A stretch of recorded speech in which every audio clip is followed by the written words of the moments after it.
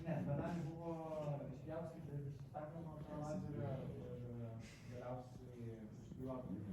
Bet čia darė mūsų leidykla, nežinau kaip jie užklijavo viskas lygiai, man čia yra viskas.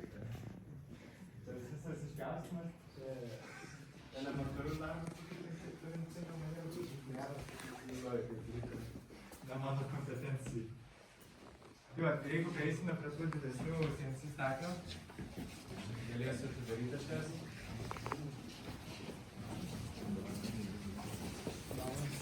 Tik čia, aš gal šitą patrauksiu, nes čia keramikinis, jūs galite per sekundę sulaužyti jį netyčia.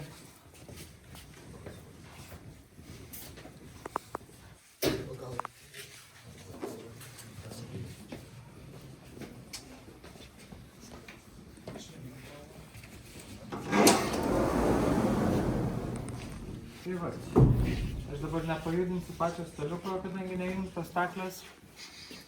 Bet jeigu matot va šitą juodą dalykėlę, ne?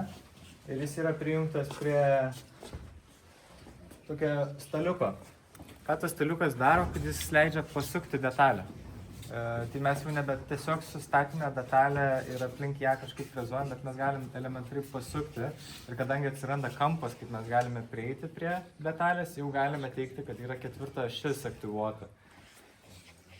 Ir elementariai tai užtruko kelis mėnesius ruošti, tai kainavo apie 10 000, kad būtų suruošta.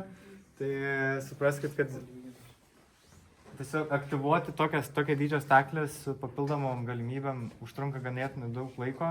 Tai patys studentai irgi pas mumis neturi tokios laisvos prieigos tiesiog dirbti su šitą įrangą, nes jinai reikalauja tikrai papildomų mokymų, kurie nėra savaitės, netgi ilgio, tai gali trukti mėnesį.